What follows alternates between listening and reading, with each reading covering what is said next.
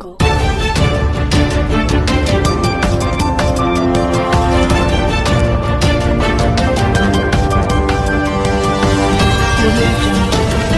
નમસ્કાર મિત્રો, ઓનલી ખેડૂત હેલ્પમાં આપનું સ્વાગત છે। અત્યારે સવારના 9 વાગ્યાનો સમય થયો। 9 વાગ્યાના સમયે વાવાઝોડું ક્યાં પહોંચ્યું છે તેમજ આગામી સમયમાં કઈ રીતે આગળ વધશે, ધીમે ધીમે આગળ વધી રહ્યું છે તેની સંપૂર્ણ અપડેટ મેળવવાની છે। ચેનલમાં નવા હોય તો સબસ્ક્રાઇબ કરી વિડીયોને તમામ લોકો સુધી ગ્રુપમાં શેર કરી દેજો।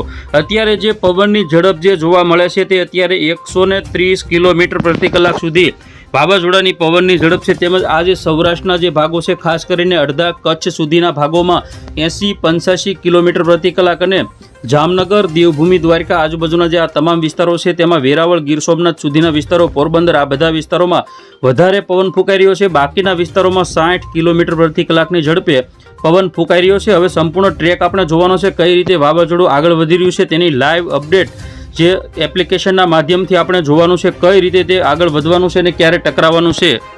આપ જોઈ શકો છો અહીં વાવાઝોડું સક્રિય છે। આ ટ્રેક મુજબ વાવાઝોડું આગળ વધ્યું છે। ગઈકાલે વળાંક લઈ અને ફરી વખત યુટર્ન મારી અને અત્યારે જે કચ્છ અને પાકિસ્તાનની જે બોર્ડર છે, સિરકીક આજુબાજુ, નારાયણ સરોવર આજુબાજુ ટકરાવવાનું છે। કચ્છના મોટાભાગના વિસ્તારોમાં અસર થશે, પરંતુ ધાર્યા મુજબની ભારે કોઈ અસર થવાની નથી, એટલે રાહતના સમાચાર ગણી શકાય। છતાં હળવાશ ન લેતા જોઈએ હવે વાવાઝોડું ક્યારે ટકરાવવાનું છે, કઈ રીતે આગળ વધવાનું છે તેની અપડેટ જોઈએ। વાવાઝોડું આ રીતે ધીમે ધીમે આગળ વધી રહ્યું છે અને આજે રાત્રિના સમયે ખાસ કરીને 8 વાગ્યા સુધીના સમયગાળામાં ટકરાશે। તમે જોઈ શકો છો અહીં તેની ઝડપ બતાવે છે, આવી રીતે આગળ વધવાનું છે અને ગુજરાત ઉપરથી પસાર થતાં 16 તારીખ જેવો સમય લાગશે। 16 તારીખે દિવસે પણ કચ્છના વિસ્તારોમાં તે અસર કરવાનું છે અને આગામી સમયમાં 15, 16 અને 17 તારીખ સુધી ગુજરાતના કચ્છ તેમજ ઉત્તર ગુજરાતના જે વિસ્તારો છે તેમાં ભારે વરસાદની આગાહી પણ કરવામાં આવેલી છે।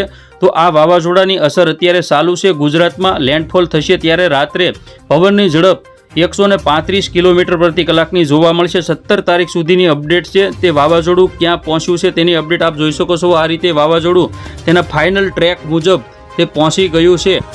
તો મિત્રો, આ રીતે રાત્રિના સમય એટલે કે 8 વાગ્યા આજુબાજુ ગુજરાતના ઘણા બધા વિસ્તારોમાં અતિ ભારે વરસાદ પડશે, જેમાં ખાસ કરીને કચ્છના વિસ્તારોમાં 10 ઇંચથી 15 ઇંચ સુધીનો વરસાદ પડી શકે।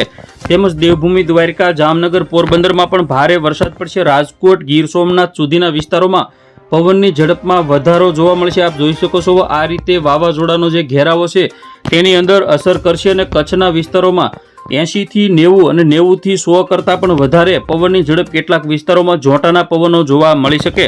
તો આ હતી અત્યારની 9 વાગ્યાની લાઈવ અપડેટ। ફરી વખત મળીશું નવી અપડેટમાં બપોરે 12:30 વાગ્યે। જોતા રહેજો ઓનલી ખેડૂત।